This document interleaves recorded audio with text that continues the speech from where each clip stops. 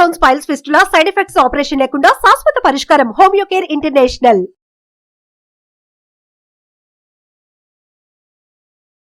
నమస్కారం, welcome to Suman TV. నేను గీతాంజలి. ప్రస్తుతం మనతో పాటు శివరుద్ర సాధు గురుగారు ఉన్నారు. వారితో మాట్లాడదాం. గురుగారు నమస్కారం అండి.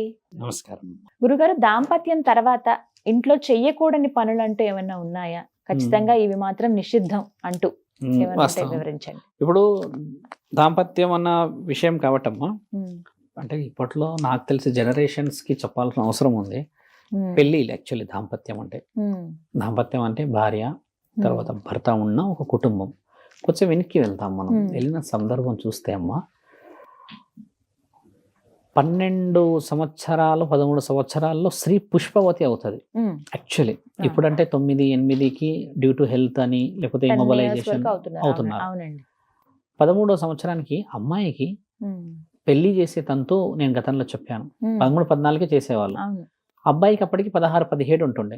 వీళ్ళు దాంపత్యానికి వెళ్ళకపోయేవాళ్ళు అప్పటికి. ఎందుకంటే శారీరకమైన నిబంధనలతోనో లేకపోతే అంతటి స్థితి అప్పటికి రాకపోవడం వల్ల కొన్ని సందర్భాలు ఏర్పడి వాళ్ళకి ఏం నేర్పించేవాళ్ళు అంటే అమ్మ, మొదట గౌరవం నేర్పించేవాళ్ళు. ఈ 13, 14లో ఏం చేసేవాళ్ళంటే ఈ బోరింగ్ దగ్గరికి వెళ్ళి కూడా నీళ్లు తెచ్చేవాళ్ళు, తోడేవాళ్ళు, వ్యవసాయానికి వెళ్ళేవాళ్ళు, సర్ది కట్టడాలు, ఇల్లంతా అలకడాలు, ఇవన్నీ అలవాటైపోయేటి వాళ్ళకి. ఇవన్నీ అలవాటైపోయినాక ఈయన గారు పెనిమిటితోని ఏకాంతంగా ఉండాలి అని అంటే వారికి ఒక గది ఉండేది అంతే. ఆ గదిలో అప్పట్లో అయితే చీకటి కదా తల్లి, ఇది కొంచెం మైక్రో లెవెల్లో వెళ్దాం మనం. చీకటిలో చేసే శారీరక సంబంధమే అక్రమ సంబంధానికి దారితీయదు. ఎక్కడైతే వెలుగులో చేస్తారో శారీరకమైన సంబంధాలు, అలాంటి యొక్క స్థితి ఎక్కువ శాతం ఇప్పుడు స్ప్రెడ్ కావడం చేత అక్రమ సంబంధాలకి మొదటి దారి. ఎలా అని చెప్పవచ్చు, మనల్ని ఇప్పుడు నేను ఒక సాధువుని కాబట్టి నేనైతే ఈ ప్రశ్న చెప్పవచ్చు. కొంతమంది సన్యాసులు ఉంటారు, పెళ్లిలే కాని వాళ్ళు ఉంటారు కదా, అలాంటి వ్యక్తులకి మేబీ మీరు అడిగిన క్వశ్చన్ అంత డెప్త్ గా రాకపోవచ్చు. ఒకసారి శారీరకంగా చీకటి సమయంని ఉపయోగించినప్పుడు ఏమవుతుందంటే అమ్మా, మనసులు ఒకటైపోయి జీవిత లక్ష్యాలు అనేది, భవిష్యత్తు ప్రణాళికలు అనేది చాలా బలపడతాయి. ఒక్కసారి వెలుగు ఉన్న సమయంలో ఏమవుతుందంటే అమ్మ, స్త్రీ పురుషుల మధ్యలో తేడా ఏం ఏర్పడుతుందంటే, స్త్రీ యొక్క స్థితిని ఈ పురుషుడు పూర్తిగా చూడకూడదు. అర్థమైందా తల్లి? అలా ఉన్నప్పుడు ఏమవుతుందంటే, ఈ పురుషుడు స్త్రీ స్థితిని బాగా చూసినప్పుడు, ఉదాహరణకి ఒక అప్సరస ఉందనుకుందాం. ఆ అప్సరస పేరు మనం ఉదాహరణకి ఏ అనుకుందాం. ఈ ఏ అప్సరస చూపులు, ఆవిడ శరీరాన్ని ఈ విధంగా చూడగలిగిన వ్యక్తి బి గురించి ఊహించగలడు. అందుకు చీకట్లో చేయాలి. ఇప్పుడు అక్రమ సంబంధాలన్నీ ఎలా ఏర్పడ్డాయంటే ఎక్స్ప్రెషన్స్ తోని ది ఫీల్. మైనర్ బాలికల మీద మెచ్యూరిటీ లేని వాళ్ళు చేస్తున్న ఈ అఘాయిత్యాలు ఏంటంటమ్మా, న్యూడ్గా ఉన్న వాళ్ళని, సగం సగం దుస్తులు వేసుకున్న ఈ అందంగా ఉన్న ఆడవాళ్ళు కానీ కొంచెం శరీరం బాగున్న వాళ్ళని ఊహించి చేస్తుంటారు. ఇక్కడ ఇట్ ఈస్ అ రిపోర్ట్ కదా, సైకలాజికల్ రిపోర్ట్. ఇలా ఊహించి అక్కడ ఏం మెచ్యూరిటీ ఉందని ఈయన గారు చేశారు అని అంటే, ఈయన ఇంటర్నల్ గా సెన్స్ అనేది అక్కడ ఆ ఒక చిత్రపటం మీద పనిచేస్తూ ఉంటది కదా. ఇది మన శాస్త్రంలో చాలా పొందపరిచిన దాంపత్యమైన రహస్యం. ఇది చీకటిలోనే ఈ వివరణ ఎందుకంటమ్మా, ఆశ అనేది భార్య పైనే ఉంటది అప్పుడు. లేకపోతే మీరు ఈ రోజులు ఎన్ని అవుతున్నాయి చూసారా? ఇలా కొన్ని విషయాలు మీరు బాగా గమనించి మనం కొంచెం డెప్త్ గా పోతే మనల్ని కొంతమంది అడగవచ్చును, అదేంటి అంతా బోల్డ్ గా చెప్పాడు అని. ఎక్కువ శాతంగా చూస్తే ఈ యొక్క శారీరక సంబంధం అనేది ఇంటర్నల్ గా ఎక్కువ శాతంగా ఫీల్ కావాలి. సెన్స్ అనేది స్త్రీ ఎక్కువ శాతంగా ఫీల్ అయ్యి, ఎవరైతే భావప్రాప్తి విషయాన్ని మొదట స్థితిని చూస్తారో ఆ పోలిక కడుపులో పుడుతుంది. ఇది ఎంత వివరంగా ఉందో చూసారా? మీకు అర్థమైందన్నమాట. మనం ఎండ్ స్టేజ్ అనేది ఎవరైతే మొదట చూస్తారో ఆ పోలిక కడుపులో పుడుతుంది అంటే అర్థమైందా అమ్మ? అలాంటి స్థితిని పూర్వము చాలా చాలా చాలా చాలా చాలా రహస్యముగా 25, 26 మంది కుటుంబం ఉన్నా కూడా ఒక ప్రత్యేకమైన స్థలం ఇచ్చేవాళ్ళు. అంటే దానికి అంతటి పవిత్రత విలువ ఉందని అర్థం. ఇప్పుడు నేను ఇంకొంచెం బోల్డ్ గా ఎందుకు చెప్పానంటే, ఈ రోజుల్లో అంత ఓవర్ గా అవుతుండడానికి గల కారణాలు చెప్తున్నాను.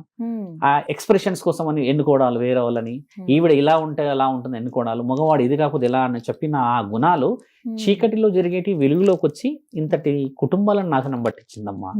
ఇక్కడ స్త్రీకి మొదట ఏం నేర్పించేవాళ్ళంటే క్రమశిక్షణ, అత్త, మామలకి గౌరవం, తర్వాత వాళ్ళకి పిల్లలు అంటే ఇప్పుడు భర్తకి అక్క చెల్లెలు ఉండవచ్చు, వీళ్ళందరూ ఉంటారు, ఈ గౌరవాలు నేర్పించేవాళ్ళు. ఇక్కడ ఒక స్త్రీ విషయాన్ని ఎక్కువ మనం మాట్లాడితే అమ్మ, అందరికంటే ముఖ్యమైన వాడు పెనిమిటి. ఎందుకు పెనిమిటి ముఖ్యమైన వాడానంటే అందరిని కోల్పోయి, అమ్మని నాన్నని ఇష్టాన్ని నష్టాన్ని అన్ని కోల్పోయి ఈయనలోనే అన్ని ఊహించుకొని వస్తుంది కాబట్టి ఈయన గారికే విలువ ఇయ్యాలి ఆవిడ, ఆయన కూడా ఈవిడకే విలువ ఇయ్యాలి. ఎందుకు ఆ విలువ ఇయ్యాలి అన్న విషయాన్ని మనం కొంచెం మాట్లాడితే తల్లి నిన్నే ఊహించుకుంటుంది అన్నిట్లలో. నా భర్త మంచోడు, నా భర్త ఇది, నా భర్త అన్ని ఊహించుకుంటుంది. ఎందుకంటే ప్రపంచం లేదుగా. తాళి అనే ఆ బంధానికి మనం అడ్డుపడుతూ ఉన్నప్పుడు చాలా మంది ఏడుస్తారు, నా బిడ్డని పంపిస్తున్నాం అంటారు కదమ్మా, అది ప్రేమతో. నేను ఇక్కడ ఏమంటున్నాంటమ్మా, నీ యొక్క తల్లిదండ్రులు కానీ ఎవరైనా కూడా ప్రేమతో ఏడ్చినుంటే ఈ రోజు నీవు తల్లివి తండ్రివి కాకపోతుండే ఈ బాధ్యతగా. బాధకి ఏడుస్తున్నావు కానీ ఆ బాధకి పెళ్ళైనాక 10 సార్లు పిలుచుకుంటున్నారు ఇంటికి, అక్కడ నిజమైన జీవితాన్ని చూడనియట్లేదు. అత్తమామల గౌరవం పోతున్నది ఒక విషయం. రెండోది భర్తని సర్వస్వంగా చూసుకునే ఆ తరుణము మనమే ఇండైరెక్ట్ గా ఎన్నికలు లాగుతూ వస్తున్నాం. ఈవిడ ఎలా ఫీల్ కావాలంటే వెల్ మెచ్యూర్డ్ అయిపోయినాక పెళ్లి చేస్తున్నాం, నాట్ ఈవెన్ మెచ్యూర్డ్. 25-26కు జీవితం సగం అయిపోయినాక పెళ్లి చేసినప్పుడు షరతులు వస్తున్నాయి. అసలు షరతులే లేని సమయంలో ఇవి నీ జీవిత షరతులు అనే సమయానికి పెళ్లి అమ్మ. యాక్చువల్లీ భర్త విషయానికి వస్తే అత్యంత విలువైన సమయం ఏదనంటే ఒక భార్య భర్త కోసం ఎదురు చూసే కడప అత్యంత విలువైన కడప. ఎందుకు ఎదురు చూడాలి భార్య భర్త కోసం? ఎందుకంటే పొద్దంతా పని చేసి ఏం చేసి ఎక్కడికి వస్తాడు, తీరా చూస్తే ఈవిడ ఆయన కోసం నా ప్రపంచం వస్తుందని ఎదురు చూసే ఆ తరుణం విలువైనది కదమ్మా. అత్యంత రుచికరమైన భోజనం ఏది తెలుసా తల్లి? ఒక భర్త కోసం భార్య వండే వంటకం. ఇక్కడ మనం కరెక్షన్ చేయాలి. అదేంది గురుగారు అంత మాట అన్నారు? అమ్మ వండే వంట కదా అంటే పెళ్లి కాని వాళ్ళకి అమ్మ వంట, పెళ్ళైన తర్వాత భార్య వంట అమృతం తల్లి. నువ్వు పెళ్ళైనాక కూడా చాలా మంది మా అమ్మ చేపలు బాగా చేసేది, వంకాయ గుత్తొంకాయ చేసే అన్న వాళ్ళ కుటుంబాల్లో సగం నాశనమై ఉన్నాయి. ఇక్కడ మీ అమ్మ గొప్పగా చేసింది కానీ నీకు భార్య కూడా వచ్చింది కదా. మరి మీ అమ్మని మీ నాన్న పొగడకపోయినుంటే, మీ నాన్న పొగడకపోయింటే మీ అమ్మ ఈ రోజు రుచికరమైన భోజనం చేసేదా? మరి నీ భార్యకు నువ్వు నేర్పించాల్సిన అవసరం నాలుకతోనే చెయ్యి. బాగా నేర్చుకుంటా అంటే అత్త కూడా ఇలాగో మాట్లాడుకుంటారు. ఆ కించపరచడం ఎందుకు? మా అమ్మే పెట్టింది తింటాను కంచం పరేసడం చేయడం. ఆవిడ చాలా హట్ అయిపోయి నేను చెయ్యనంటే ఇక స్విగ్గీలు జొమాటోలోకి వెళ్తున్నారు. ఇదొక వ్యవహారం. అయితే ఒక వ్యక్తి మన దగ్గర శాస్త్ర గ్రంథంలో ఏం రాస్తుంది తెలుసా అమ్మ? అత్యంత రుచికరమైన భోజనం అని నేను ఎందుకన్నా అంటే, పోయేటప్పుడు భర్తను అడుగుతుంది భార్య ఏమి వండాలి అని అంటే ఏమంటాం మనము? సంథింగ్ ఏదో చెప్తే she feels entire day.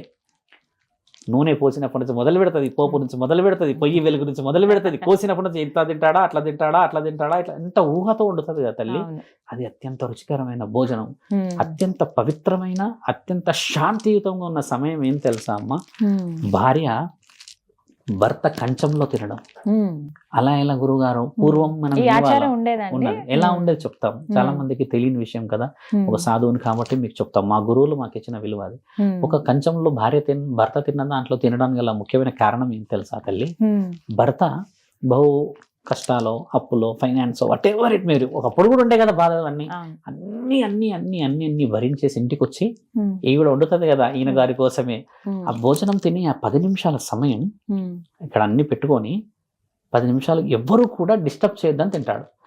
Heart beat normal అవుతుంది. అప్పుడు హంగ్రీ అంటే ఆకలి ఉంటుంది, నార్మల్ అవుతుంది. ముల్లోకం మొత్తం మునిగిపోతున్నా కూడా దాని మీదనే ధ్యాస పెట్టుకుంటాడు, మనసు ప్రశాంతంగా పెట్టి తింటాడు. అంటే నిమ్మలంగా తింటాడు. రుచి, అచారు, పప్పు, పెరుగు ఏది పెట్టినా తింటూ ఉంటాడు కదా. ఆ 10 నిమిషాల్లో ఎంత సుఖాన్ని అనుభవిస్తాడు ఆ భర్త. ఆ కంచం అంత విలువైనదని, ఆ సుఖం నాకు దొరకాలని తింటది అందులో.